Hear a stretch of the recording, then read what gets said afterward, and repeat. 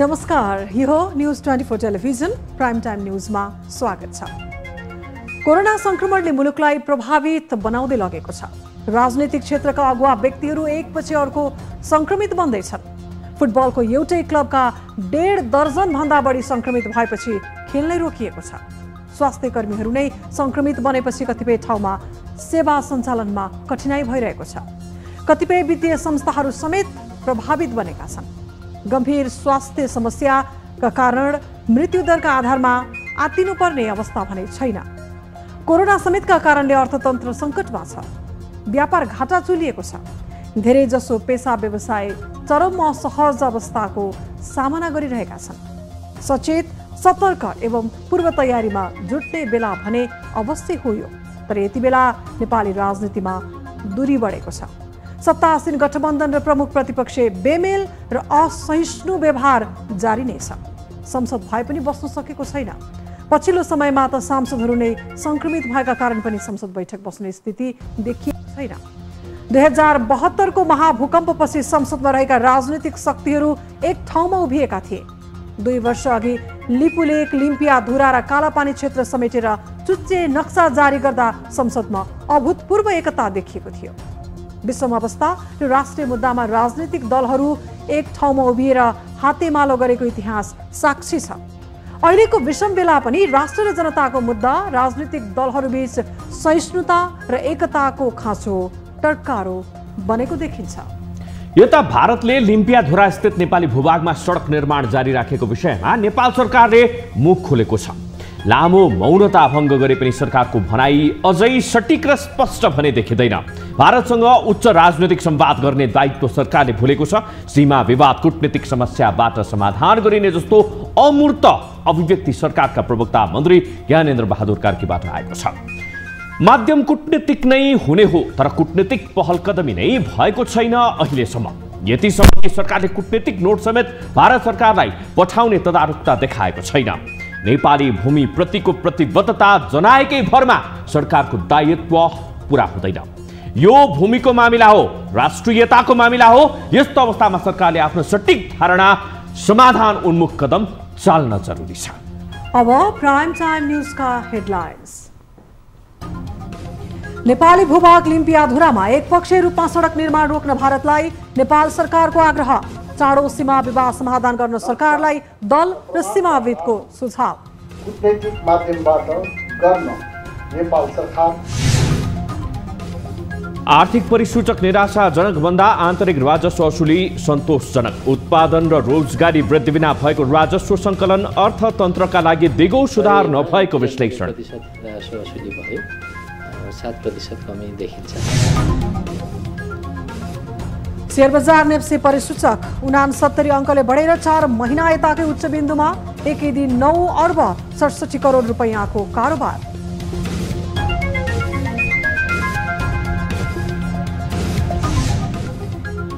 A division लिगमा मछेन्द्र क्लबको सहज जित। ब्रिगेड बोय 4-0 गोल अन्तरले पराजित। च्यासलका 19 खेलाडी संक्रमित भएपछि पुलिससँगको खेल स्थगित।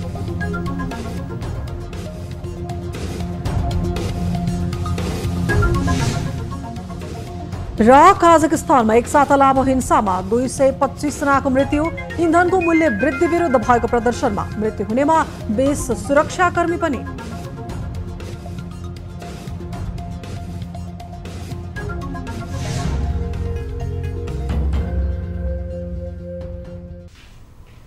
हामी निरन्तर न्यूजमा छौं।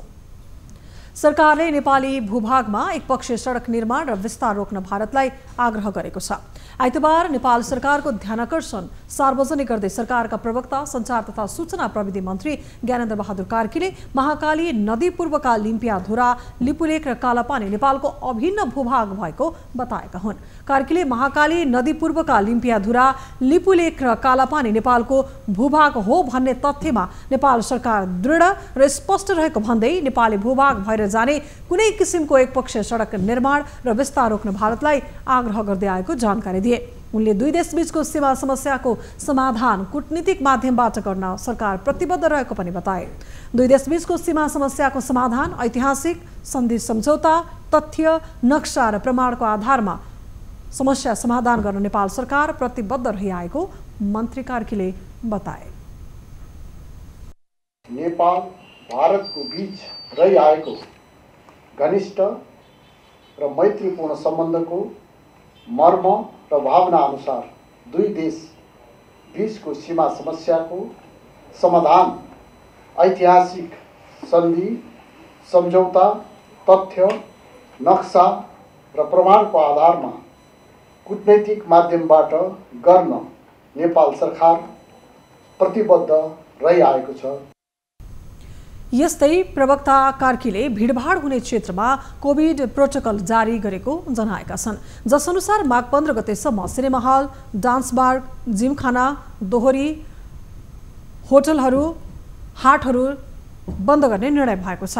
विवाह, व्रतबन्ध लगायतका धार्मिक कार्यक्रम गर्न जिल्ला प्रशासन कार्यालयबाट पूर्व स्वीकृति समेत लिनुपर्ने भएको छ।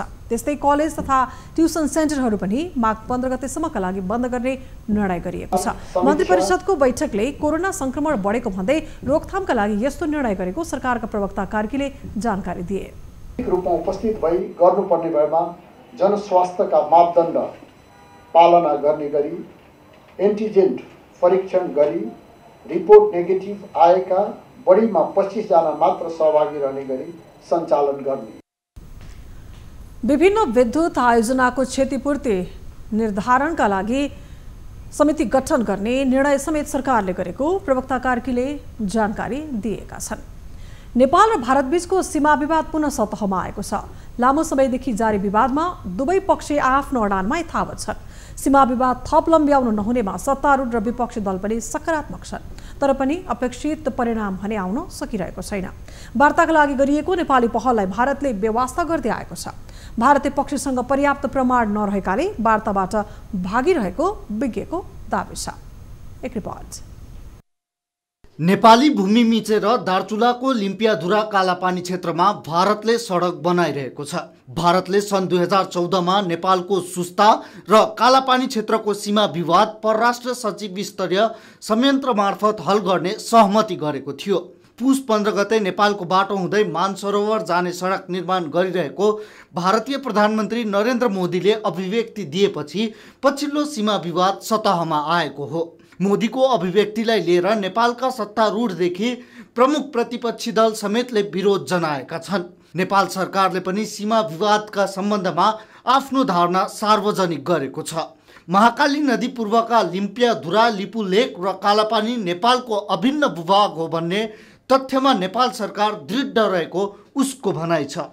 महाकाली नदीका पूर्व लिम्पियाधुरा, लिपुलेक र कालापानी नेपालको अभिन्न भूभाग हो भन्ने तथ्यमा नेपाल सरकार दृढ र स्पष्ट छ।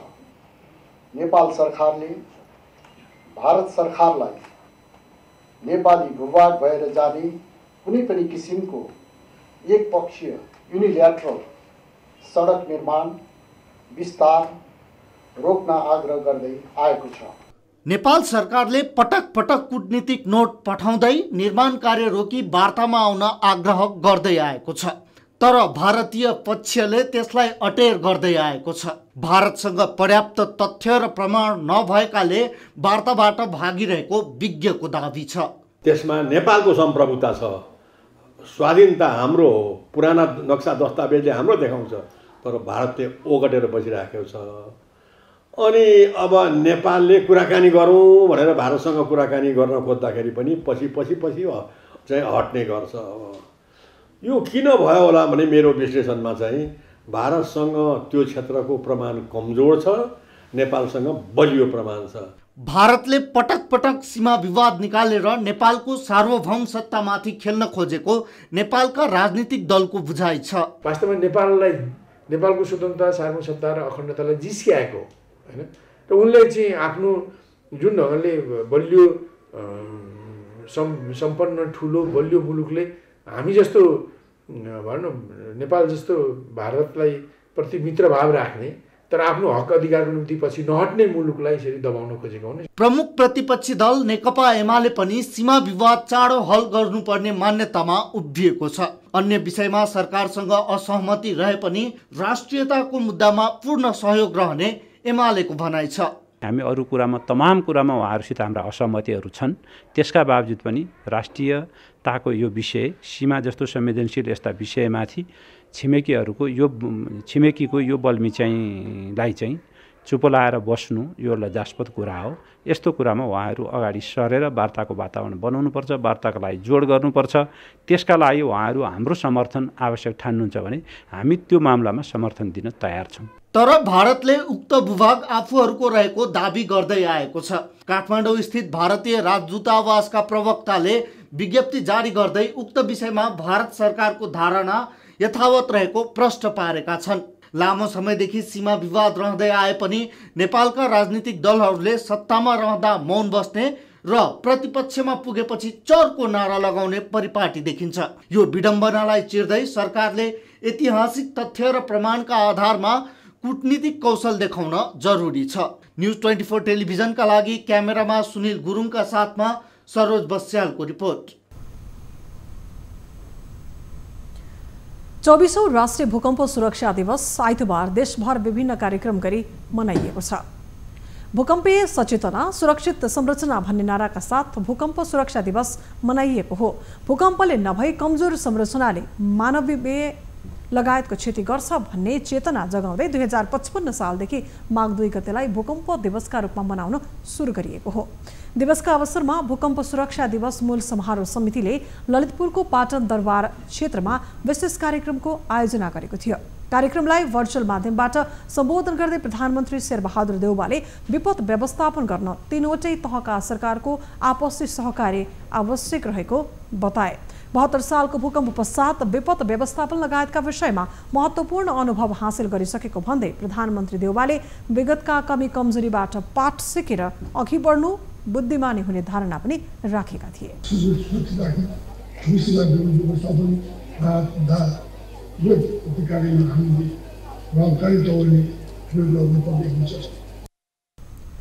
कार्यक्रममा गृहमन्त्री बालकृष्ण खाडले भूकम्पको क्षतिलाई न्यूनीकरण गर्नका साथै कुनै पनि प्राकृतिक प्रकोपबाट नागरिकको ज्यान नगुमोस् भन्नेमा सरकार सचेत रहेको बताए।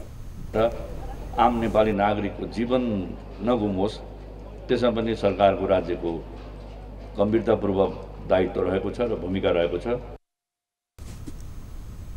दिवसका अवसरमा 2072 सालको भूकम्पका कारण भत्किएका संरचनाको पुनर्निर्माण बारे पनि जानकारी गराइएको थियो। नेपालमा 24औं भूकम्प सुरक्षा दिवस मनाइरहँदा भौतिक संरचना निर्माणमा मापदण्ड पालनामा भने ध्यान पुगिरहेको छैन। 2072 सालमा प्रलयकारी भूकम्प आएको केही महिना बलियो र सुरक्षित आवास एवं भवन निर्माणको चर्चा र बहस भए पनि त्यसलाई लागू गर्ने काम भने भुल्न थालिएको छ। यसबाट भूकम्प सुरक्षा दिवस औपचारिकतामा मात्र सीमित भएको छ। एक रिपोर्ट।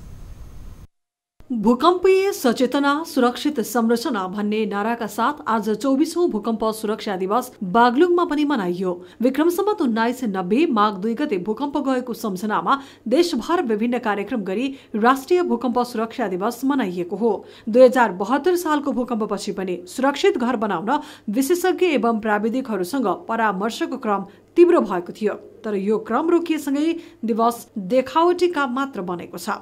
साधारण नक्सा बनाउने, भूकम्प प्रतिरोधी घर बनाउनु पर्छ, थोरै लगानी बढाएर चाहिँ लागत बढाएर एस्टिमेट राम्रो बनाएर आर्किटेक्ट इन्जिनियरहरू ड्राइङहरू सबै अब स्ट्रक्चरहरू राम्रो बनाउनु पर्छ भन्ने चाहिँ अझै पनि आम पब्लिकमा चाहिँ चेतना छैन। यस्ता दिवसहरूले मानिसमा सचेतना फैलाउने र त्यसको प्रभाव जनस्तरमा पुग्ने अपेक्षा गरिन्छ। तर व्यवहारमा हरेक वर्ष मनाइने भूकम्प सुरक्षा दिवस प्रभावहीन बन्दै गएको छ। अहिलेसम्म सुरक्षा दिवसमा मात्रै सीमित रहेको देखिन्छ। खास जनतामा जनचेतनामूलक कार्यक्रम खासै गरेको मैले महसुस गरेको छैन। भूकम्पीय जोखिमबाट सुरक्षित रहन नागरिक पनि उत्तिकै जिम्मेवार बन्नुपर्छ। आफ्नो आवास आफैले सुरक्षित बनाउने हो। सँगसँगै स्थानीय तहले पनि मापदण्ड निर्माण, अनुगमन तथा प्राविधिक सहयोग पुर्याउनुपर्छ। स्थानीय पालिकाले नक्सा पास गर्दा ध्यान दिने र कर असुल्ने मात्र नभई प्राविधिक सहायता पनि उपलब्ध गराएमा पनि बलियो घर बन्नेछन्। सघन शहरी तथा भवन निर्माण आयोजनाका अनुसार भूकम्पीय सुरक्षाका लागि पालिकाहरूले राष्ट्रिय भवन संहिता कार्यान्वयन गराउन आवश्यक छ। संरचना हाम्रा भवन आवासहरू चाहिँ सुरक्षित बनाउनु पर्छ है भन्ने किसिमको एउटा सचेतना हुनुपर्दछ र त्यसपछि यो सम्बन्धित स्थानीय तहपालिका गाउँपालिकाहरूले कडी कडाइका साथ राष्ट्रिय भवन संहितालाई कार्यान्वयनको लागि नक्सा पासहरू अनिवार्य गराउने र त्यही अनुसारको कार्यान्वयन गर्ने। 1990 सालको भूकम्पलाई नेपालको अहिलेसम्मकै सर्वाधिक ठूलो र विनाशकारी मानिएको छ। 8.4 रेक्टर स्केलको सो भूकम्पबाट 8,500 मानिसको मृत्यु भएको थियो। 2072 साल वैशाख 12 मा आएको भूकम्पबाट झण्डै 9,000 मानिसको ज्यान गएको थियो। गोर्खाको बारपा केन्द्र रहेको त्यो भूकम्पबाट खरबौंको क्षति भएको थियो। भूकम्पबाट काठमाडौँको धरहरा ढलेको थियो भने विश्व सम्पदा सूचीमा रहेका सम्पदाहरूमा समेत ठूलो क्षति पुगेको थियो। नेपाल भूकम्पीय आधारमा उच्च जोखिममा छ, तर पनि भौतिक पूर्वाधार निर्माण एवं प्राकृतिक सम्पदाको दोहनमा मन लाग्दी भने जारी छ। विगतमा भएको भौतिक एवं मानवीय क्षतिबाट पाठ सिक्न जरुरी छ। न्यूज 24 टेलिभिजनका लागि बागलुङबाट टिभी जर्नलिस्ट रामप्रसाद घिमिरेको रिपोर्ट। हामी निरन्तर न्यूजमा छौं। संस्कृति पर्यटन तथा नागरिक उड्डयन मन्त्री प्रेमबहादुर आलेले नारायणहिटी संग्रहालय पुगेर बतास कम्पनीले बनाउन खोजेको संरचनाको निरीक्षण गरेका छन्। आइतबार निरीक्षणका क्रममा मन्त्री आलेले कफी सपको बहानामा ठूलै संरचना बनाउन खोजेको देखिएको बताए। त्यस्तै उनले सो क्षेत्रमा रहेको बङ्करभित्र पनि निरीक्षण गरे। संरचना हेर्दा कफी सप नभई नाचगान र मदिरापानसम्मका लागि तयारी गरिएको देखिएको उनले बताए। कफी सपका लागि मात्रै अनुमति दिएको अभिव्यक्ति दिएका योगेश भट्टराईलाई एकपल्ट आएर अवलोकन गर्न पनि उनले सुझाव दिए। नारायणहिटी संग्रहालयमा संरचना निर्माणका विषयमा छानबिन गर्न अख्तियार दुरुपयोग अनुसन्धान आयोग र सिआइबीले जानकारी गराइएको मन्त्री आलेले जानकारी दिए। आज यहाँ आएर हामीले सबै यो हेऱ्यौँ। हेर्दाखेरि एकदम विरल लाग्दो अवस्था पनि छ। बङ्करभित्र चाहिने वाइन सप अथवा चाहिने मदिरा बिक्री गर्ने चाहिने बनाइएको पनि रहेछ, त्यो पनि हामीले अवलोकन गऱ्यौँ। अब छिटै यसको लागि हामीले प्रक्रिया अगाडि बढाइसकेका छौँ। अब सम्बन्धित निकायले छिटोभन्दा छिटो कारबाही गरोस् भन्ने हाम्रो छ। यसअघि मन्त्री आलेले पशुपति क्षेत्रभित्र रहेको बतास अर्गनाइजेसनबाट सञ्चालित पशुपति धर्मशालाको स्थलगत निरीक्षण गरेका थिए। भारत सरकारले अनुदानमा बनाइदिएको धर्मशालामा बतास समूहले होटल सञ्चालन गरेको पाइएपछि मन्त्री आलेले निरीक्षण गरेका हुन्। निरीक्षणपछि मन्त्री आलेले आफूले नसोचेको कुरा पाएको र धर्मशाला कुनै 7 तारे होटल भन्दा कम नदेखिएको प्रतिक्रिया दिए। यसबारे छानबिन समितिले सोमबार प्रतिवेदन बुझाउने र त्यसपछि आवश्यक निर्णय लिने बताएका थिए। कसरी टेन्डर दिइएको छ हैन, कसको त्यसमा साँठगाँठ छ, त्यसैको लागि त यो समिति गठन भएको हो। समितिले भोलि प्रतिवेदन बुझाइसकेपछि यो विषयमा तपाईँहरू छर्लङ्ग तपाईँहरूलाई घाम जस्तो यो घाम छ नि माथि छर्लङ्ग तपाईँहरूलाई हुने गरी हामी तपाईँहरूका माझमा हामी ल्याउनेछौँ। पशुपतिनाथ दर्शन गर्न आउने तीर्थयात्रीहरूलाई खान र बस्न सहज गर्ने उद्देश्यले भारतले 25 करोड लागतमा सो धर्मशालाको निर्माण गरेको हो। तर धर्मशाला भाडामा लिएर महँगो होटल चलाएको भन्दै बतास समूहको आलोचना हुँदै आएको छ। प्रधान न्यायाधीश सोलेन्द्र शमशेर राणा विरुद्धको रिट सर्वोच्च अदालतले दरपीठ गरेको छ। अधिवक्ता माधव कुमार बस्नेतले सर्वोच्च अदालतलाई समेत विपक्षी बनाई दायर गरेको रिट आइतबार रजिस्ट्रार नारायण पन्थीले दरपीठ गरिदिएको हो। बस्नेतको रिट अदालतको अधिकार क्षेत्रभित्र नपर्ने भन्दै रजिस्ट्रार पन्थीले दरपीठ गरिदिएका हुन्। उक्त रिट सर्वोच्च अदालत नियमावली 2074 को नियम 18 बमोजिम दर्ता गर्न नमिल्ने र मुलुकी देवानी कार्यविधि संहिता 2074 को दफा 128 तथा सर्वोच्च अदालत नियमावली 2074 को नियम 18 बमोजिम दरपीठ गरिएको पन्थीद्वारा जारी गरिएको आदेशमा उल्लेख गरिएको छ। अधिवक्ता बस्नेतले प्रधान न्यायाधीश जबरा विरुद्ध गम्भीर प्रकृतिका आरोप लगाएकोले छानबिन सहित कार्यवाही गर्नका लागि संविधानद्वारा तोकिएको प्रक्रिया तत्काल प्रारम्भ गर्नु भनी सभामुख प्रतिनिधि सभाका नाममा परमादेश माग गरेको थियो। त्यस्तै प्रधान न्यायाधीश राणा विरुद्ध नेपाल बार एसोसिएसनले सर्वोच्च अदालत प्राङ्गणमा गर्दै आएको आन्दोलन रोक्न परमादेश माग गर्दै परेको रिट निवेदन पनि दरपीठ भएको छ। प्रधान न्यायाधीश जबरा विरुद्ध नेपाल बार गएको कार्तिक महिनादेखि आन्दोलनरत रहेको छ। नेपाल बारले प्रधान न्यायाधीशको राजीनामाको माग गर्दै आएको छ। बारले प्रधान न्यायाधीशमाथि महाभियोग लगाउन राजनैतिक दलहरूलाई समेत आग्रह गरिसकेको छ। कोरोना बढिरहेको छ। कोरोना संक्रमण बीच पनि आन्तरिक राजस्व असुली भने सन्तोषजनक देखिएको छ। मुलुकको आर्थिक परिसूचकमा सर्वत्र निराशा छाइरहेको बेला राजस्व असुलीमा भने सरकारलाई सफलता मिलेको छ। चालु आर्थिक वर्षको पुष मसान्तसम्म आन्तरिक राजस्व सङ्कलन 18%ले बढेको छ। एक रिपोर्ट। चालू आर्थिक वर्षको सुरुवाती 6 महिनामा आन्तरिक राजस्व सङ्कलन गत आर्थिक वर्षको सोही अवधिको तुलनामा 18%ले सुधार भएको छ। आन्तरिक राजस्व विभागका अनुसार चालू आर्थिक वर्षको पुष मसान्तसम्म 2 खर्ब 25 अर्ब राजस्व सङ्कलन भएको छ। गत वर्षको पहिलो 6 महिनामा 1 खर्ब 91 अर्ब राजस्व उठेको थियो, जुन अघिल्लो वर्षको तुलनामा 34 अर्ब रुपैयाँ बढी हो। पछिल्लो 6 महिनामा लक्ष्यको 93% राजस्व सङ्कलन भएको छ। करदाताको सङ्ख्यामा भएको वृद्धि र नीतिगत सुधारका कारण राजस्व असुली उत्साहजनक भएको विभागले जनाएको छ। 100 मा 93% राजस्व असुली भयो, 7% कमी देखिन्छ। तर गत आर्थिक वर्षको यही अवधि पुससम्मको डाटालाई विश्लेषण गरेर हेर्ने हो भने यही अवधिमा गत वर्ष 191 अर्ब 67 करोड राजस्व सङ्कलन भएकोमा यस वर्ष चाहिँ 225 अर्ब 47 करोड भनेको गत वर्षभन्दा 18%ले वृद्धि हो। राजस्व असुलीमा आयकर भन्दा मूल्य अभिवृद्धि कर, अन्तशुल्क लगायतको योगदान रहेको छ। उत्पादन, रोजगारी र व्यक्तिगत आमदानीमा सुधार भन्दा उपभोग बढेर राजस्व असुली बढी भएको हो। अल्पकालीन उपलब्धि जस्तो देखिए पनि उत्पादन र रोजगारी वृद्धि बिनाको राजस्व सङ्कलनलाई अर्थतन्त्रको दिगो सुधार मान्न भने सकिँदैन। उपभोग पनि बढ्यो र पैठारी आयात पनि बढ्यो, अनि त्यसले गर्दा तपाईँले हेर्दाखेरि खर्च चाहिँ 31% भएको छ। 6 महिनाको राजस्व चाहिँ कति परिचालन भयो? 48% परिचालन भयो। हेर्दाखेरि त राजस्व चाहिँ 83-84 अर्ब चाहिँ जति राजस्व बढी पनि परिचालन भएको छ होइन। भनेपछि अब तर त्यो राजस्व दिगो हो त भन्दा दिगो त छैन। त्यो राजस्व किन दिगो छैन भन्दा हामीले आन्तरिक उत्पादन बढाएर, आन्तरिक लगानी बढाएर, आन्तरिक रोजगारी बढाएर, आमदानी बढाएर प्राप्त गरेको राजस्व चाहिँ होइन। गत वर्ष राज्य कोरोना महामारीको चपेटामा थियो। सो अवधिमा सबै आर्थिक सूचकाङ्क नकारात्मक नै देखिएका थिए। गत वर्षको तुलनामा यो वर्ष सुधार आउनु स्वाभाविक नै छ। यति बेला देखिएको सुधार सिमेन्ट र मदिरा उद्योगको अन्तशुल्कबाट भएको हो। व्यक्तिगत आर्जनतर्फ सुधार भएको छैन। बरु राज्यमा उपभोग बढाएको छ भने आन्तरिक उत्पादनमा बढोत्तरी नभएको पुष्टि गरेको छ। न्युज 24 टेलिभिजनका लागि क्यामेरामा कान्छा नङ्गोलका साथमा टिभी जर्नलिस्ट रविन ठाकुरेको रिपोर्ट। न्युजहरू अझै बाँकी छन्। अब पालो लाइफ बोय हात धुने ब्रेकको।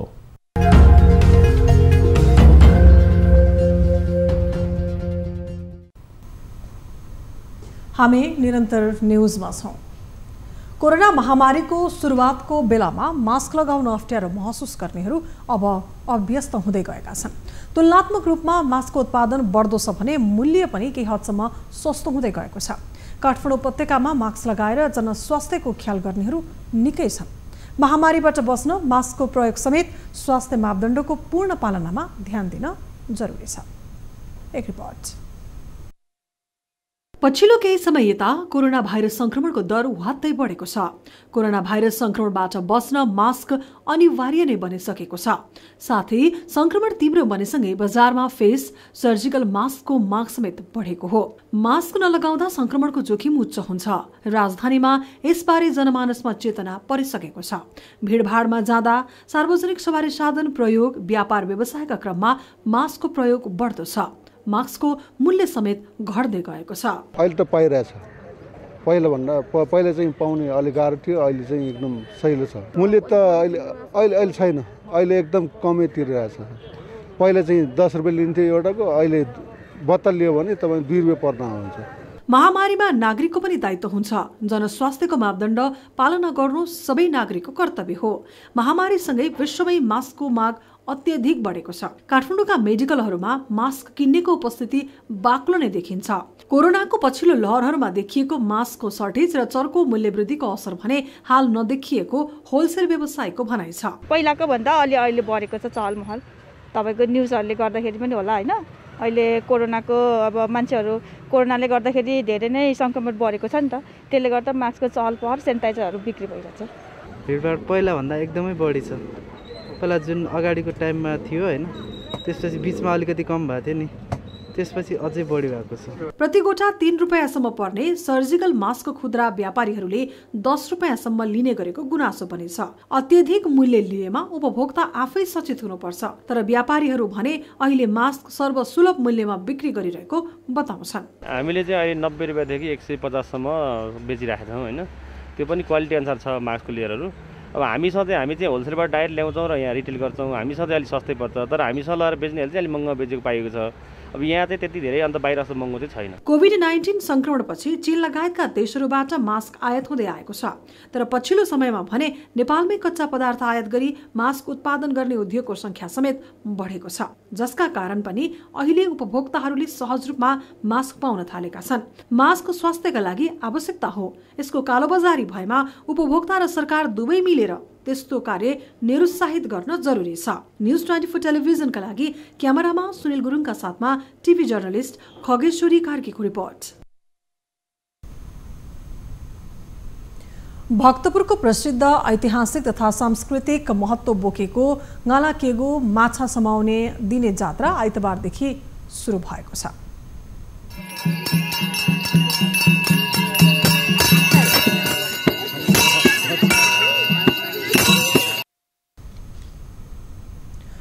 सोह्रौं शताब्दीदेखि प्रचलनमा आएको यो जात्रामा माघे संक्रान्तिको राति नवदुर्गा धोछेबाट सूर्यमणि टोलमा लगिन्छ। तान्त्रिक विधिद्वारा अष्टमातृका देवी देवताहरूलाई आह्वान गरी श्वेत भैरवले विधिवत रूपमा पूजा अर्चना गरेपछि जात्रा सुरु गर्ने परम्परा छ। जात्रा सूर्यमणि टोलबाट सुरु गरेर भक्तपुर नगरभित्र करिब 8 महिना लगाएर क्रमशः नगरका 21 ठाउँमा प्रदर्शन गरिन्छ। पौराणिक किंवदन्ती तथा शिलालेखमा उल्लेख भए अनुसार लिच्छवी राजा आनन्ददेवले भक्तपुर शहरलाई नवदुर्गा भवानी मार्फत राजधानीको शहरको रूपमा प्रतिष्ठा गर्दा सदाकाल शत्रु, विपद, दैवी प्रकोप आदि अनिष्टकारी तत्त्वबाट रक्षा गर्न तथा सुख शान्ति एवं समृद्धि फैलाउन वनमाला जातिको नेतृत्वमा तान्त्रिक देवी देवताहरूका साथ नवदुर्गा गढको गालाकेगो नाच प्रचलनमा ल्याइएको हो।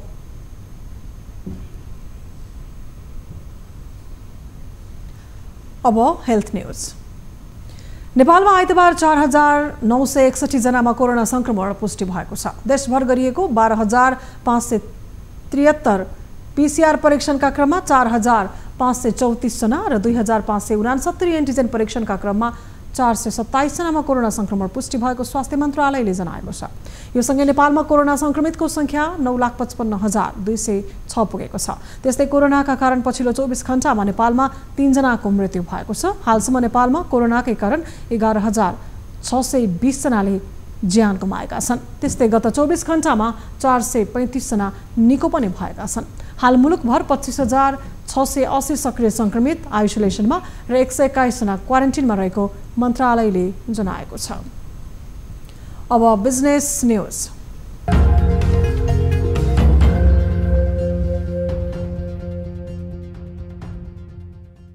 आइतबार शेयर बजारको कारोबार 3 महिना यताकै सबैभन्दा बढी भएको छ। नेप्से परिसूचक 69 अङ्कले बढेसँगै कारोबार रकमले 9 अर्ब नागेको हो। आइतबार नेप्से परिसूचक 2926.74 बिन्दुमा कायम भएको छ। केही सातादेखि लगातार उकालो लागिरहेको शेयर बजार माग लागेसँगै तरलता सहज बन्दै गएकाले शेयर बजारमा सकारात्मक प्रभाव देखिएको हो।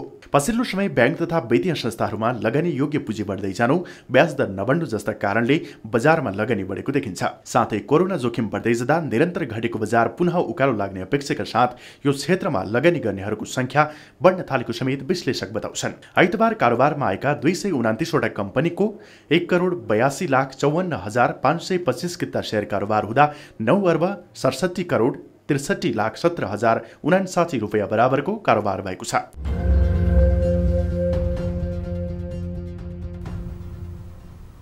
हामी निरन्तर न्यूजमा छौं। अब स्पोर्ट्स न्यूज।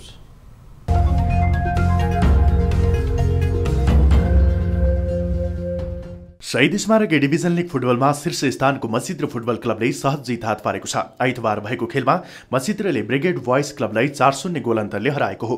मसिद्रलाई जित दिलाउन विमल घरती मगरले 2 गोल गरे। यस्तै रेजिन सुब्बा र अभिषेक रिजालले 1-1 गोल गरे। त्रिपुरेश्वर स्थित दशरथ रङ्गशालामा ब्रिगेडले पहिलो हाफमा मसिद्रलाई गोल रहित बराबरीमा रोकेको थियो। खेलको 62औं मिनेटमा विमलले व्यक्तिगत दोस्रो गोल गर्दै मसिद्रलाई 2-0 को अग्रता दिलाए। खेलको 84औं मिनेटमा रेजिनले गोल गर्दै मसिद्रलाई 3-0 को अग्रता दिलाए। खेलको 86औं मिनेटमा मसिद्रका अभिषेक रिजालले गोल गरेका थिए, तर अफसाइड देखेपछि उनको गोलले मान्यता पाएन। त्यसपछि खेलको इन्जुरी समयमा अभिषेकले गोल गर्दै मसिद्रलाई 4-0 को जित दिलाए। यस जितसँगै मसिद्रले 9 खेलमा 23 अङ्क जोडेको छ। शीर्ष स्थानको मसिद्रले लिगमा 4 अङ्कको अग्रता समेत बनाएको छ। दोस्रो स्थानको मनङ मर्स्याङदीको 19 अङ्क रहेको छ। ब्रिगेड 9 खेलमा 6 अङ्क जोडेर 12औं स्थानमा रहेको छ। यस्तै आइतबार नै हुने भनिएको नेपाल पुलिस क्लब र च्यासल युथ क्लब बीचको खेल भने स्थगित भएको छ। च्यासलका 19 खेलाडीमा कोरोना संक्रमण देखिएपछि खेल स्थगित गरिएको अखिल नेपाल फुटबल संघ एन्फाले जनाएको छ। स्थगित खेलको मिति पछि तय गरिनेछ। अब एउटा रोचक प्रसङ्ग। अंग्रेजी क्यालेन्डर अनुसार सन् 2022 सुरु भइसकेको छ, तर संसारमा एउटा यस्तो देश छ जहाँ अहिले सन् 2014 चलिरहेको छ। हो अफ्रिकी मुलुक इथियोपियामा अहिले सन् 2014 चलिरहेको छ। सेप्टेम्बर 11 मा नयाँ वर्ष सुरु हुने इथियोपियाको क्यालेन्डर अंग्रेजी क्यालेन्डर भन्दा करिब 7.5 वर्ष पछाडि छ। अन्य देशमा 12 महिनाको 1 वर्ष हुन्छ भने इथियोपियामा 1 वर्षमा 13 महिना हुन्छन्। अरु महिना 30 दिनको हुँदा अन्तिम महिना 5-6 दिनको मात्रै हुन्छ। सन् 1582 मा ग्रेगोरियन क्यालेन्डर सुरु भएको थियो। त्यसअघि इथियोपियामा पनि जुलियन क्यालेन्डरको प्रयोग हुन्थ्यो। क्याथोलिक चर्च मान्ने देशहरूले ग्रेगोरियन क्यालेन्डर स्वीकार गरे, तर इथियोपिया लगायतका देशहरूले त्यसलाई स्वीकार गरेनन्। इथियोपियाका मानिसहरू अर्थोडक्स चर्चलाई मान्ने गर्दछन्। ईसापूर्व 7 मा येशूको जन्म भएको आधारमा त्यहाँको क्यालेन्डरको गणना हुन्छ, जबकि अन्य देशमा ईस्वी सन् 1 मा येशूको जन्म भएको मानिन्छ। त्यसैले अन्य देशमा 2022 सुरु भइसक्दा इथियोपियामा चाहिँ 2014 चलिरहेको छ। अब 24 वेदर अपडेट।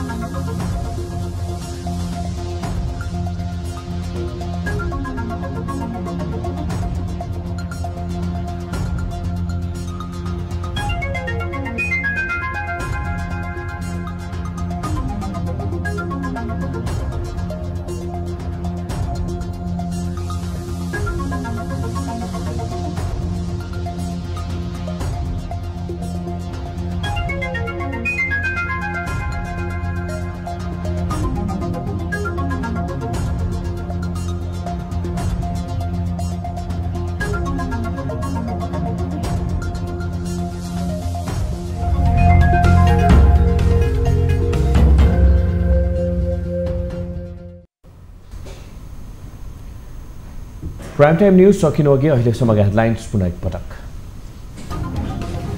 नेपाली भूभाग लिम्पियाधुरामा एकपक्षीय रूपमा सडक निर्माण रोक्न भारतलाई नेपाल सरकारको आग्रह। चाँडो सीमा विवाद समाधान गर्न सरकारलाई दल र सीमाविदको सुझाव। कूटनैतिक माध्यमबाट गर्न नेपाल सरकार। आर्थिक परिसूचक निराशाजनक बन्द। आन्तरिक राजस्व असुली सन्तोषजनक। उत्पादन र रोजगारी वृद्धि बिना भएको राजस्व सङ्कलन अर्थतन्त्रका लागि दिगो सुधार नभएको विश्लेषण। 90% राजस्व असुली भयो, 7% कमी देखिन्छ। शेयर बजार नेप्से परिसूचक 69 अङ्कले बढेर 4 महिना यताकै उच्च बिन्दुमा एकै दिन 9 अर्ब 67 करोड रुपैयाँ बराबरको कारोबार।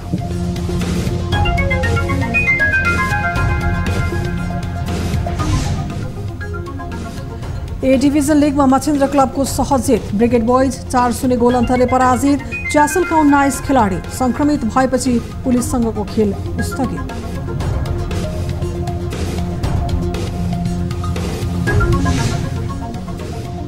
र काजाकिस्तानमा एक साता लामो हिंसामा 225 जनाको मृत्यु। इन्धनको मूल्य वृद्धि विरुद्ध भएको प्रदर्शनमा मृत्यु हुनेमा 20 सुरक्षाकर्मी पनि।